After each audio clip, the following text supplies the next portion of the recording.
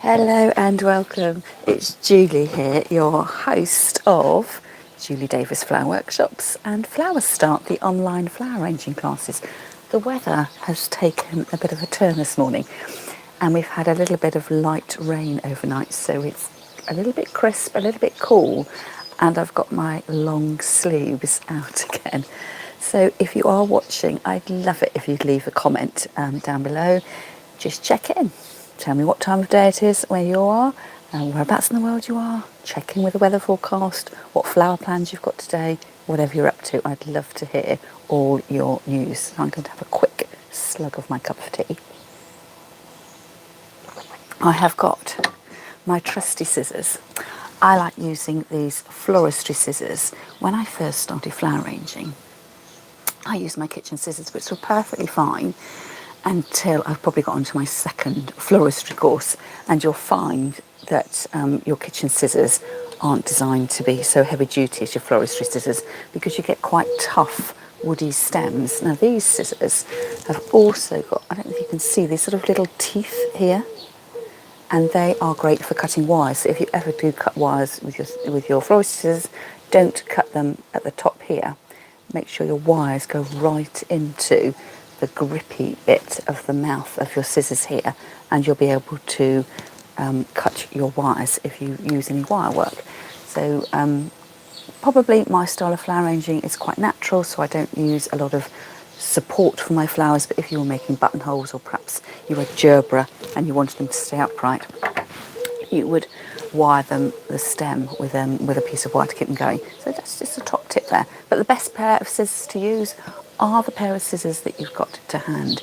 And ideally, you would, for the sake of the longevity of your flowers, you'd actually want to use a sharp knife. So you can get floristry knives, and I'm sort of doing the action there of cutting with a floristry knife. What you will find with your scissors, no matter how sharp and heavy duty they are, as they cut, they do tend to squash your stems a little bit, but a knife is a much sharper cut. I would say on the whole though, for the amount of floristry and flower arranging work I do these days, that my trusty flower arranging scissors are perfectly fine. But certainly if you're working in a more commercial setting, you'll find it much quicker with a knife and much sharper as well. A bit like sort of when you're doing your vegetable pear, you know, cutting with a vegetable knife, something like that. Now, rather annoyingly, the flowers that I want to cut today are just a little bit around the corner. So this is the stage where I really do need someone else to hold the camera for me. So I'm checking that my mic is on. So if you are watching, do let me know whether you can hear me okay. I'm just going to step behind the bright red, bright pink hydrangeas here, because around the corner our zinnias and some dahlias have come into flower. So I'm going to do what I did last week and just cut a few stems to enjoy, but not totally denude the whole area. So off to the side I've got my trusty bucket. So it's a cut down milk can, and I filled it with water. Not quite so urgent on a day like today when it's quite cool and overcast, but certainly if you are picking your flowers in really hot conditions, you should do it early in the morning and carry a bucket around with you. And if you'd like some more advice and hints and tips about flower arranging in extreme temperatures, do check out the video that I posted probably last week, and I'll try and remember to leave a link in that when this video goes live, and I can edit the description box underneath the video. So let's go. So yeah, and if you've got any questions, do let me know, and I'll see whether I can answer them. Right then, I'm just going to go for a few stems. Again, I don't want to denude all the flowers. There's literally about 6 over here. So let's see what I can find. So I'm going to go for a dahlia first of all. So I'm just going to disappear from view momentarily. You can't see it, but I'll show it up front. These flowers, the colours I've got here are yellows and pinks, and literally, if I count them, 1, 2, 3, 4, 5, 6, 7, 8, 9, 10, plus one I've cut 11. I've actually got 11 flowers in bloom, and this little area of the garden is probably 2 metres by 1 metre, so I'm not talking flower farmer quantities here. I'm just talking at the absolute bare minimum, and as you can see, a flower ranger and a florist who lives in a garden with hardly any flowers. So I'll probably get drummed out of flower school for that. So this, I think I might go mad crazy. This has got a really long stem on that one. Look at that. So that's a zinnia. I've cut that as long as I possibly can. And then I might go for an orange zinnia here. And then I've got around the corner here a yellowy orange dahlia. Actually, it looks like it's on its last legs. It's losing its petals. So I think I'm going to stick with just my 3 flowers today. So there we go. Literally, that's all I can pick out of my garden. 3 flowers. So it's a little bit sad really, but look at the length on these. So the zinnias, quite pleased with the length on that. And then the next one. And then the dahlias that we have. We don't have the ultra fancy dahlias, the pom-pom style. My husband gardens for wildlife, so he picks the simple, less complex flower shapes in order that the insects, the bees, can actually reach the nectar, which they can't do if your flowers are too frilly. So there we go. So I'm going to have those sitting in water for the moment. And you heard me make a joke that I wasn't really, I'm not a flower farmer by any, I'm not a flower farmer. I'm not even a gardener.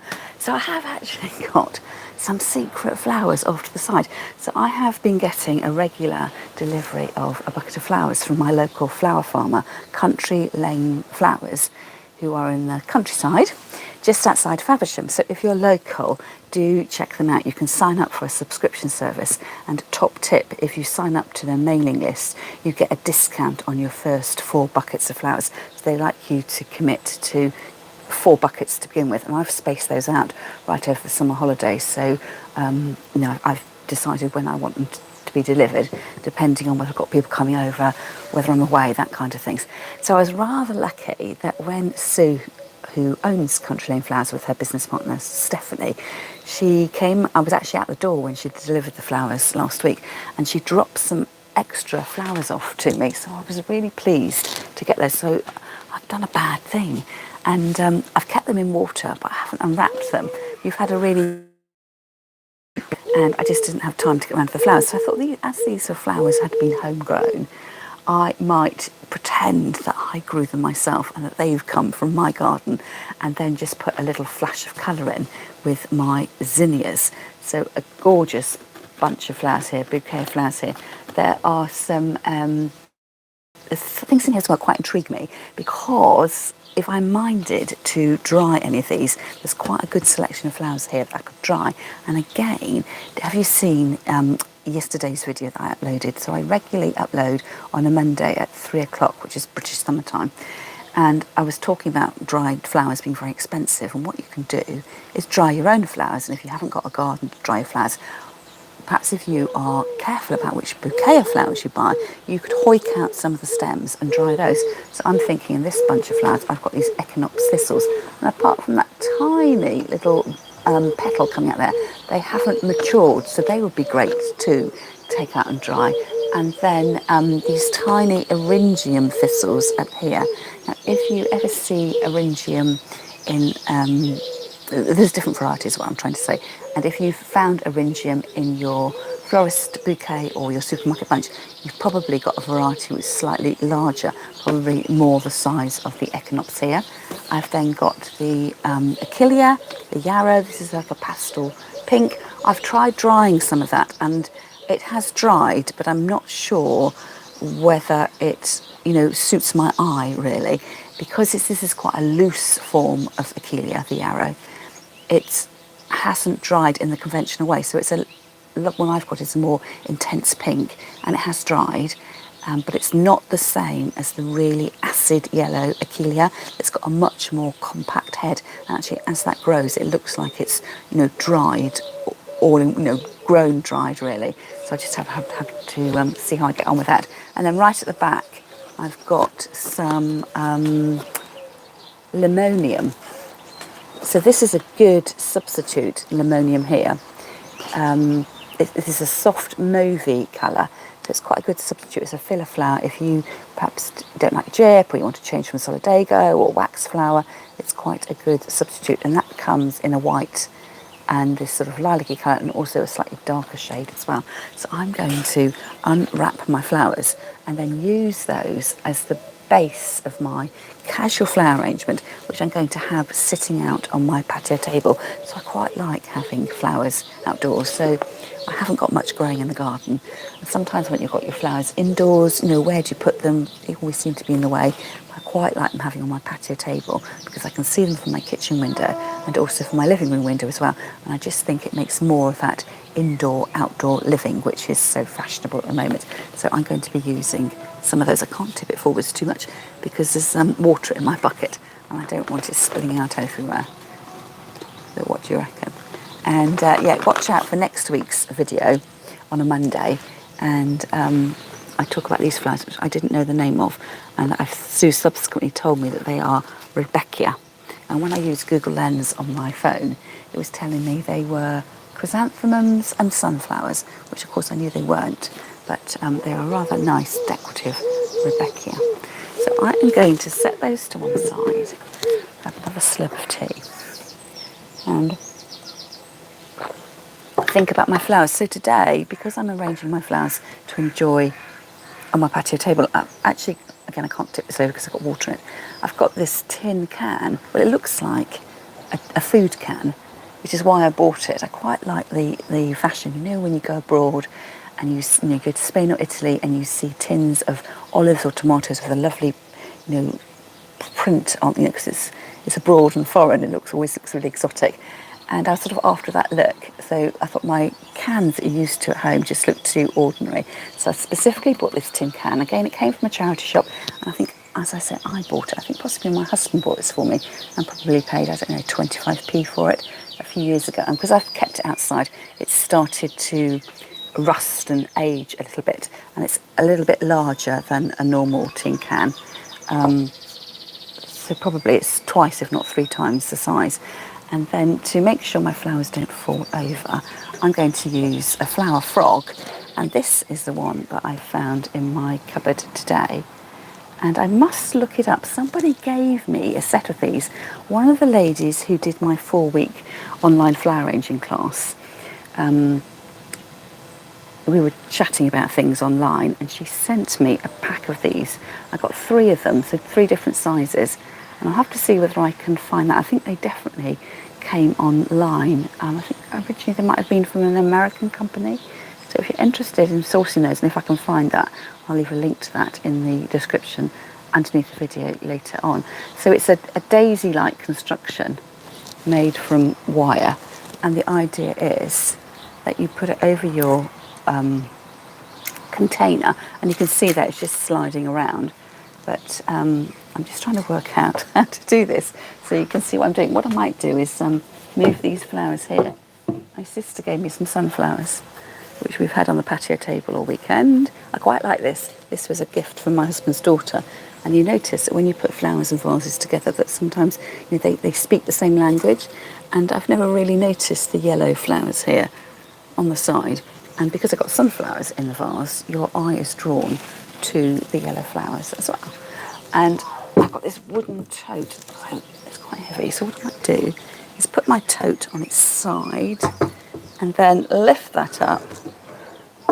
There, you can see what I'm doing. So the beauty of this wire,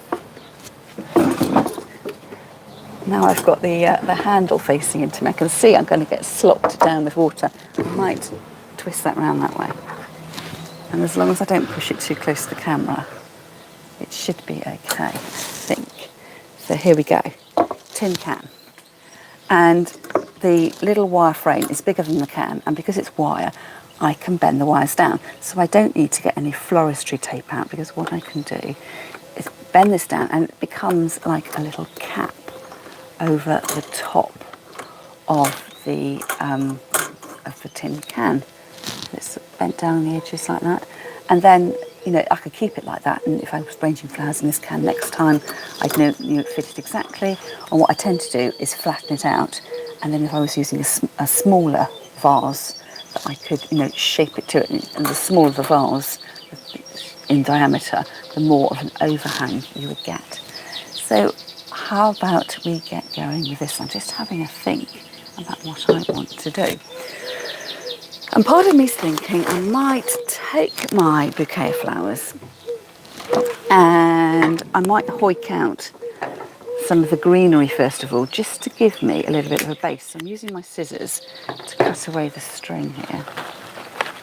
This is quite nice, tough string that this bunch has been tied with. Oh, look at this. So Country Lane Flowers, they pride themselves on not using any flower foam and plastic. So it's the bouquet was tied up with string and with brown paper that can be reused. And I've also just noticed that instead of using sellotape, they've used this brown packaging string. And I always find it quite interesting to look at how other florists do their packaging. So look at that little cutout there. So what I think I might do, if you're on my free Facebook group, Flower Start World, I might just put a photograph of that into the group, and then you'll be able to see how that packaging has been designed. And it's got a little cutout and folded back, these little wings. Sometimes when you've got quite small bouquets, if you've got your brown paper, it just gets too bulky, and that's a really good way of cutting out some of the bulk. So I must remember not to put that straight into recycling. I will take a photograph of it. So let's have a look and see what I can do.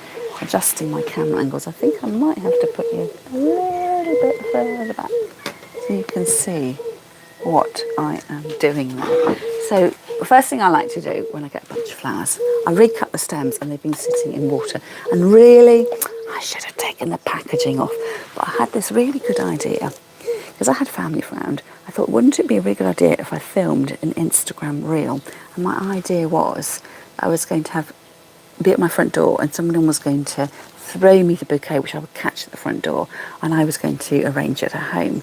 And then I was going to pass the bouquet on to my sister who lives around the corner from me, and I was going to throw it to her so that she could have it. And then I had another sister who was staying in town at an Airbnb. And, I was going to do this trail around town, and of course I was yakking so much with my sisters, and my nephews and nieces weren't interested in helping me film. So I didn't do it. So my flowers have been sitting to one side for rather a long time. So what I'm going to do here is be very gentle and waggle the flowers apart so I can see what I'm doing. And I'm after the bit of greenery in the middle. So top tip again. If you're ever making a tied bouquet from flowers from your garden because you want to gift it to a friend, the secret, the trick to a bouquet is you need something bushy in the middle, because immediately it gives you, oomph, a bit of dimension. If you're trying to make a bouquet with, a single stem, beautiful as it is, you'd need a lot of stems, a lot of flowers to make up the whole of that place. I've got sort of 2 handfuls of greenery there. And if I was going for 2 handfuls of flower, perhaps I'd need 5, 10 flowers to make up the same sort of volume. So I'm going to put my greenery in first of all, but keeping it really short, because I don't want the greenery to be the star of the show. I want the greenery to be the hidden haze that's holding the flowers in place. So actually it's quite good being up on this stand, because I can hold my flowers up and decide whereabouts I want to cut them. So I just want the tiny tips showing at the top. And your flowers, they don't need to always go right down to the bottom of your vase. But you will find, as long as they're in water, it doesn't matter, but you will find that the shallower your container is, the harder it is to get your flowers to sit where you want them, because gravity takes over. So if you've got lots of bushy, comparatively heavy heads to your stems on quite a short length, the fulcrum and the balance means it's going to roll out of your vase. So like that, and I don't want these little leaves here, so I can put them again. That's, you can't really see because of the background. I still think I want that lower. Gosh, I've had that bushy stem, and all I'm going to end up with is this tiny little stalk. Literally, I want just the top bits.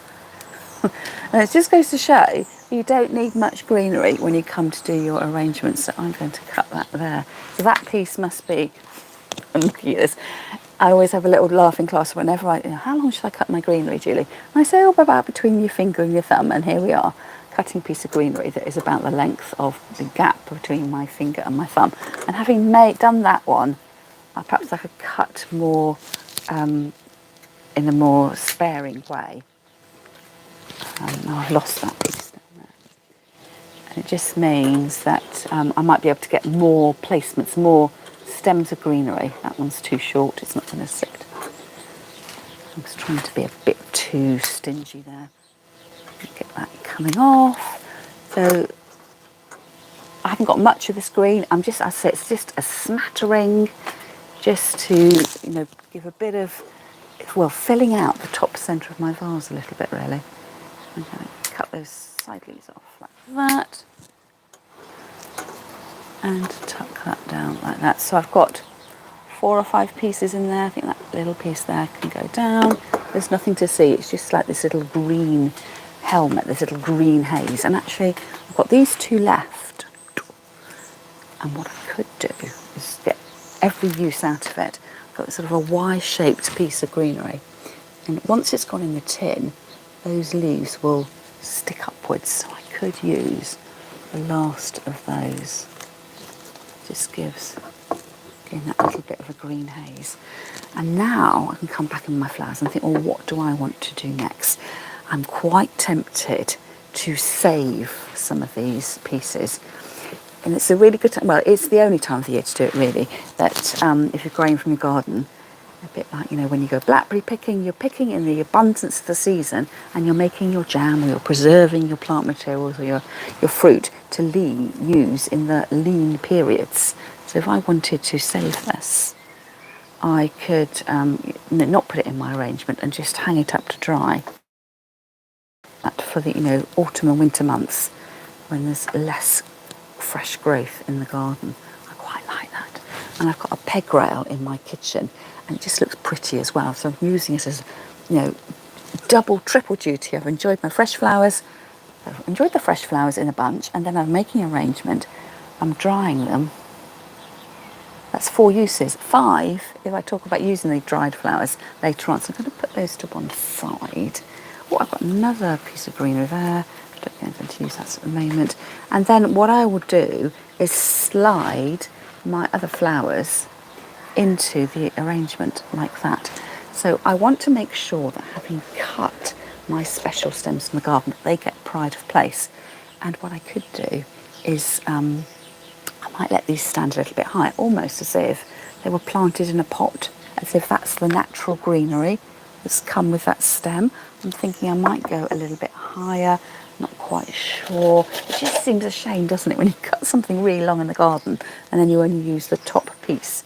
I definitely don't want those leaves on the end. But do you think that's going to be a bit tall? What do you reckon? Would you go like that? A bit like the when I put them in the test tube vase last week, just on their own, standing up. I think I want something that's a little bit more roundy-moundy, especially as this is going to sit on the patio table. So I might come up a little bit, and then these leaves hopefully will just rest on the top of that grid and there'll be more greenery. And I might see if I can angle them down a little bit. So I think probably at this stage that tote is now too tall. Can you see that there? No, you can't. Let me come round and adjust the camera angle a little bit. It's going to bend the legs of the camera. So hopefully you can see what I am doing. Now you've got a good view of my bucket. Just going to adjust that. There, that's better. So you can look at the flowers. So can you see that what I meant is sometimes when you put a flower stem in too long, yes, I wanted it to be at an angle, but actually it's sort of looking like it's falling out. So I think what I'm going to have to do in order to lock the stem in, these leaves are actually getting in the way. So I kind of want to use one of the leaves as extra greenery. What I might do is I cut one off. Let's see whether that works and holds up. Yes, I've got a much more control there, I think. And then this is the larger flower, so I'm going to cut that down really short. So it will sit a bit lower like that. And it's just going to be a casual arrangement. I'm going to cut this one shorter, it's too long. So that's the beauty of I'm going to have to take the leaf off, it's just not working with the leaf. So when you're arranging your flowers in water, that you've got that flexibility. It's not like when you're using flower foam and you put your stems in and you take your stems out and it all gets a little bit messy. Joan, hello, you're saying, oh, all your comments disappeared. You're asking me about the flower frog. I might have to come back, Joan, and answer that question. It doesn't stay on the screen very long, and I couldn't see it, but you're asking me about the flower frog. So here are the Rebecchias. What I'm doing here is peeling off the leaves because they've been wrapped up in the brown paper. They haven't been able to breathe and the air hasn't been circulating. That's anything that goes wrong with these flowers is use error and it's down to me. I've just had them tucked away in the side just because I didn't have time to get round to them. So I'm going to go through. I like to go through with the same flower. Can you see it's just the natural aging on the leaves? So I'm just going to pinch those off. So rather than just going sort of a scattergun approach, I take groupings of flowers, so the ones that are the same or similar, and work with those first of all. And I'm just cutting them in and putting them in. So it's not a particular shape I'm doing. Oh, like Dahlia was absolutely beautiful. You can see the difference between this Dahlia and mine. This is the pom-pom variety. Really, really fashionable. It's died off. They don't last very long. And that's the more open one there. So I must remember, having cut this Dahlia from the garden, to actually put it into my container. So my colour theme, partly influenced by what I had in the garden, but also the flowers I knew were in this little bunch as well. So actually it happens, I'm probably cutting these in half in the length, just so they fit. Of course, I could have had these flowers and taken them out of the wrapping straight away and then recut the stem ends and just put it into a vase already, tied up. What I do like to do sometimes is just take the string off as well, just so the flowers relax a little bit. So I could have had a tall arrangement for the weekend to enjoy, and then, a few days later, come along and refresh the water. But at that time, quite often, I put the flowers in a different vase and to make a, totally different arrangement. That's quite a nice grouping, isn't it? They do look like mini sunflowers. I can see why Google was getting confused. So I've taken the stems off, and instead of having one stem, I am making it into 3 stems. And they're just sort of doing a very wiggly, natural thing. And the beauty of this is, because I'm using the flower frog, the metal flower frog, which is quite decorative, I don't have to overpack my vase. But when you use flower foam, you spend most of your time trying to cover up the surface of the foam, and then sometimes your arrangements can be overstuffed. So when you don't use flower foam, number one, it's much better for the environment, it's much better for your pocket because you don't have to go out and buy anything.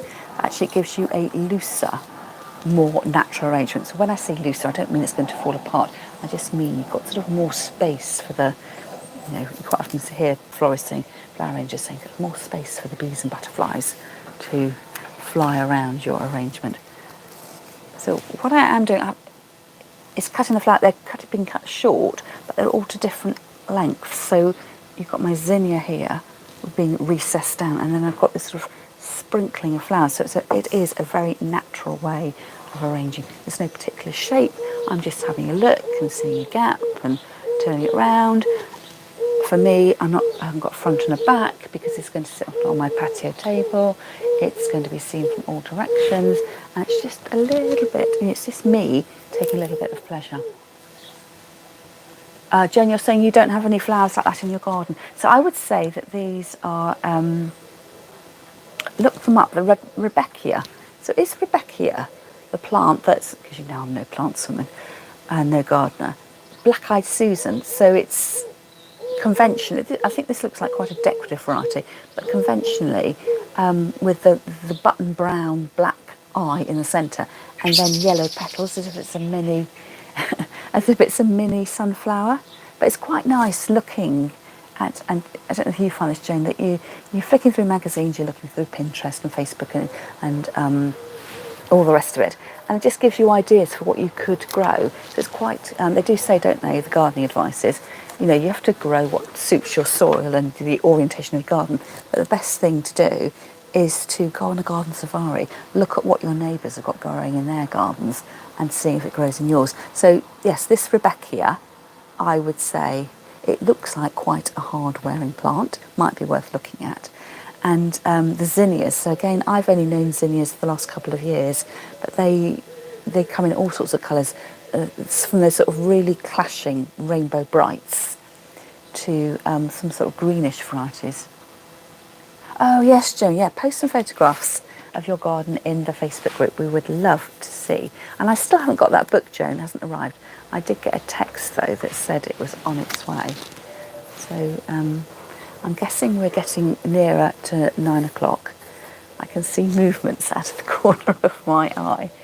So I've gone bright colours. So I do have some more pastel shades. So at this point you need to decide, do I add these other flowers in or do I leave it as is? Now I'm quite tempted, as I've already said, that I'd like to think about saving some of my drieds. I feel that I've got, you know, a hot summer vibe going on, and perhaps these with the grasses and the eryngium with the quite white stems, I've got more of a beach vibe. So I don't want my, you know, they would look beautiful together, but in my mind I'm telling a little story, being, you know, my own fine artist, and the story of this is I've just picked these flowers from my own garden. I'm cheating, don't tell. But they have got a hot summer vibe on, whereas here I think I could put these other stems, I could either hang them upside down to dry, or I could put them in a vase and have, you know, like a beach vibe arrangement going on. And again, that's very summer holiday-ish, isn't it? And if I put those all together like that, perhaps even with the Achillea down there, and I'm particularly keen to see whether I get my eryngium to dry. We do have eryngium in our garden, and I'm going to pick out those petals. They're distracting my eye. But we only get about 2 heads a year, so I never feel I can pick it. So that's come from someone else's flower plot.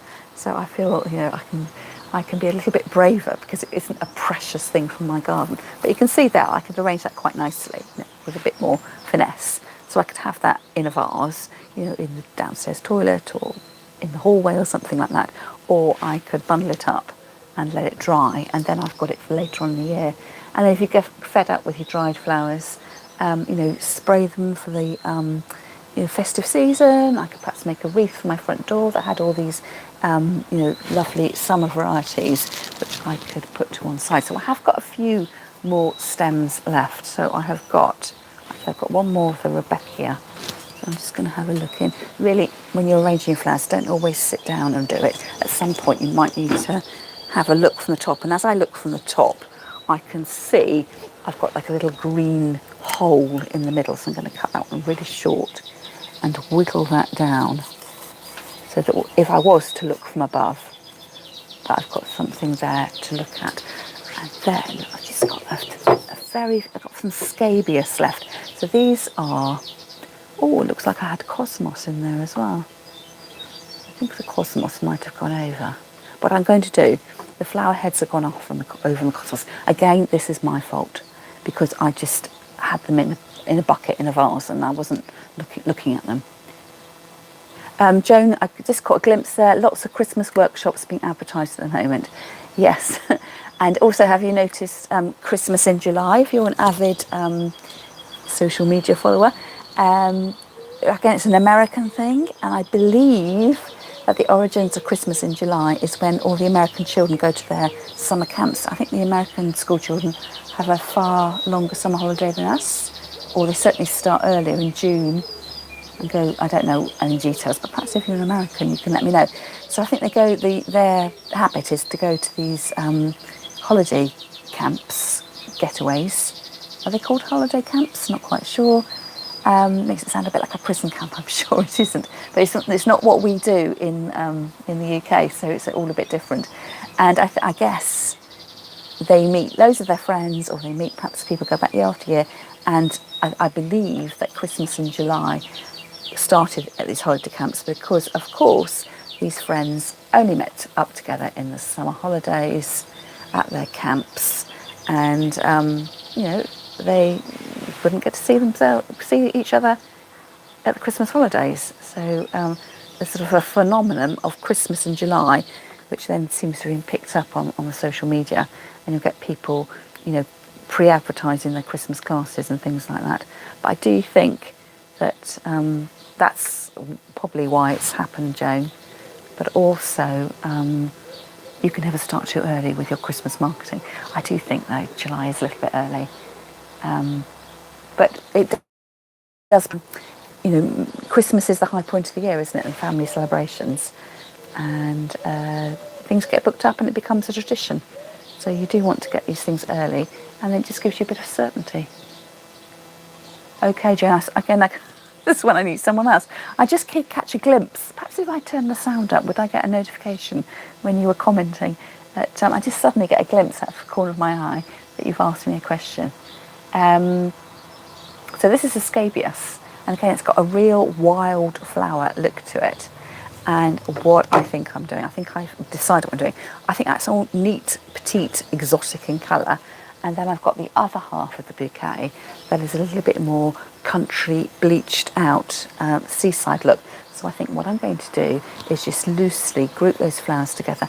I might put them into a white vase and just let them rest and relax. So the scabious will eventually die, but if I wanted to, I could dry what was in the other half of the vase. So for the price of, you know, one gifted bouquet, I've got, you know, hot summer and then the bleached sort of beachside look as well.